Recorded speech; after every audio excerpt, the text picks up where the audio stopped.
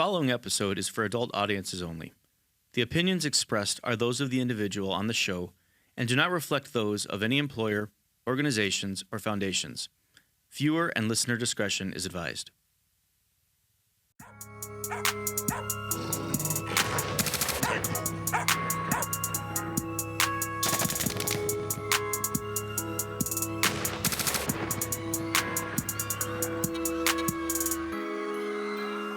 Welcome to the Road Death Traveled Podcast.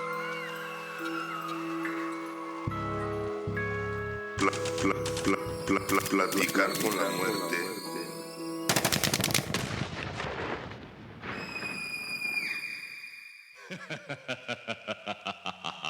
Welcome back to another episode of the Road Death Travel Podcast. I'm your host, Jason Pat, with my co-host, Rob Tovar Jr. That's me. Well, here we are again. Again. Another episode. For the first time all over again. And we haven't been canceled yet. Not yet. Not yet. Do you think it's coming or what? Possibly. Yeah. It's all right. We'll just do what everybody else did and start our own network. I like it. TRDTmedia.com. Like and follow. Hell yeah.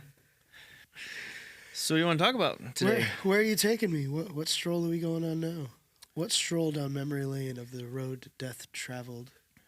Maybe we should go a little bit like gut-wrenching. Maybe a little bit on the... side. A little bit on the gross side. What do you think? I do get the question, what's the grossest thing that you've ever witnessed? Why? Like Here's why. Like as an average citizen? Because we're sick and twisted on the inside. Yeah, people don't want to admit it, but we really are as humans. We get deathly curious. Morbidly so. Deathly curious. It's kind of funny. I guess gross works. Let's hone in on that. What was the grossest case you ever had? Well, when you say the grossest case, this is not the grossest case I ever had. This is the grossest thing that ever happened to me.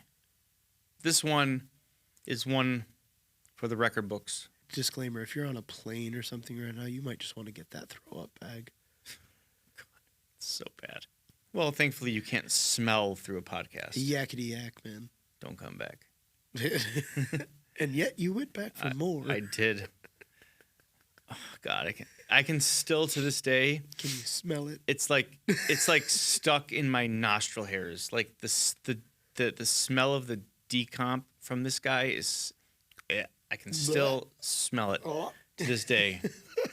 So this was a white guy, male white, pretty far north up suburb, and he was in a motel, like a very sleazy motel where you would typically find a lot of like fun things happening. Heroin and hookers. Fair enough. So get a call. Guy's dead in his bed, possible drug overdose. You know, and I've been to possible drug overdose. Yeah, I mean they found some needles and stuff. You know, so I had been to this motel several times for drug overdoses, so it wasn't a unusual thing to go to find someone overdosing from heroin here. Did you guys have like a code for that, like that particular hotel? No, because there were several of them. Fair enough. So I get there, dude is laying in bed. So he's a male white, although his head was so decomposed that it was black. But Gross. the rest of his body really wasn't decomposed. And it was like bloated. The size of his head looked like a giant fucking pumpkin. But black. His eyeballs were like puffed out and like huge, right? So, like Florida man level. like no man, Ew, like it can't be worse. dude, like cue balls. Cue balls. They looked. Whoa. I mean, they were huge, right? Right. But the rest of his body wasn't. So in this motel, it was like they had this like it had this like little tiny like window, like a square window, Okay. and where he was laying, the sun just happened to be like hit at the right angle where his head was and just was cooking the guy. And it was in the middle of summer, and he didn't have the air on. Okay? So I'm a highly visual person in my head. Mm-hmm. This is great. Yeah. Well, I digress. I should go back and say there was some decomposition in his belly, too. His stomach was decomposed. But not It to was that degree. not to that degree, but there was some extreme bloating. And it was starting to turn like green, like Stay Kermit Puft the Marshmallow Frog. Man, only zombified. No, not that quite. It was like veiny, and it was like bloated, and there was a little skin slippage, not a lot, but it was like it was bloaty, and it was you could tell he was starting to really go. Okay. Okay. Yeah. He'd been there for a minute. Yeah, but it was because of that sun, in the Sun summertime is and the brutal. heat. So I used to cook my lunch on the dash of my car in the middle of summertime. really, Yeah, I'd just put in some tinfoil and put it on the dash of my car, and it'd act like an oven. was it the tinfoil from your hat? No. That was a special tinfoil. That's gold-lined tinfoil for my hat. Thank you. Anyway, so Get out of here. when we do these death scenes, Hold on, I'm getting a call from the mothership. Nanu. we would do these death scenes, right? Okay. And you have to take pictures, so you have to do things like roll the body to take photos and do all this stuff, right? As I'm rolling him, we thought we did a pretty good job of making sure there was nothing still in the bed, nothing that would endanger us. Except for that one. I missed a needle. Oh, the sharp got you. So as I'm rolling him to get a picture, my head with my camera is kind of like at the angle because he's so bloated and gross. I was trying not to do too much with him, because I didn't want him to pop on me. Right. Because that's really gross when decomposed people pop on you. It's just fucking gross. I mean, it's just gross in general, but when it's on you, that's boomer level. Yeah. So as I'm rolling him, and I'm rolling him this way to get the picture, his stomach rolls over on the needle. Now, the needle punctures his stomach, Please tell me it just went. and the air went directly into my mouth. So imagine if you've ever smelled a decomposed human. Which most of our listeners probably have not. Have not. If you ever smelled a decomposed animal, Some of the multiply it by hunters like might have. 10. Now imagine tasting that because of the air going right into your mouth. Oh. I began to heavily dry heave, vomit. Now, I didn't actually vomit, but it's the closest that I ever came.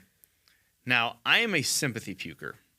So if I'm in the room with you and you're puking, I'm puking. That's just how it goes to me. Well, apparently, all the firemen and cops that were in the room with me were sympathy pukers. So as I'm dry heaving and about to puke, they were actually throwing up. They walked out of the motel and they're all puking outside. Well, the smell came out of him like that. Well, I'm the one that fucking tasted it, essentially. Billy Badass. I just tasted it again right now. Well, I have some Three Rangers to wash that down. Oh, hey. Thanks for joining in to the Road Death Travel Podcast. My name is Jason Pat. I'm the host and author of the book, The Road Death Travel. Just wanted to take a moment to thank our sponsors, Bearded Veterans Grill, where they have amazing coffee, rubs, and sauces. They are veteran-owned and operated. Go check them out at beardedveteransgrill.com. I would also like to thank Three Rangers Whiskey, and you can go check them out at Three Rangers Whiskey as well, and they have a foundation you should go check out. They do some pretty awesome things. Thanks a lot, and hope you enjoy the podcast. Oh, God. That's an interesting combo. Puker. Three Rangers and bile and puke. And decomp. That was the most disgusting thing that ever happened to me, by far, on the job. That was so bad.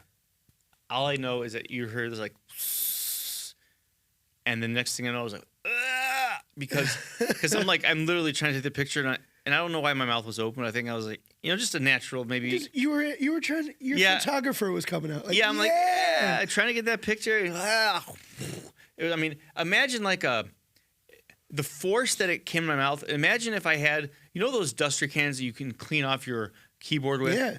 Imagine the force of that being sprayed into your mouth, but it being decomp.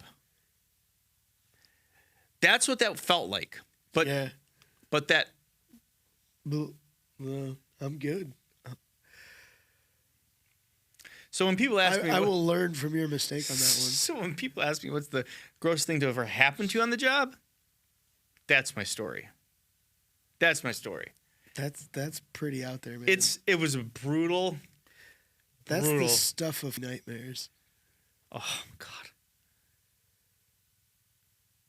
so bad, so bad, dude.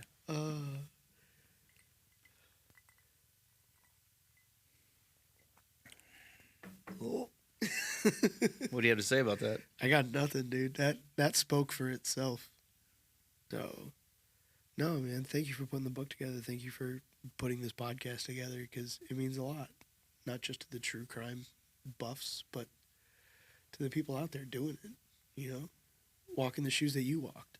So yeah, man. Thanks again, everyone, for watching another episode of the Road Death Travel Podcast. And for those of you listening, thanks for listening again. And we'll see you next time. Platicar con la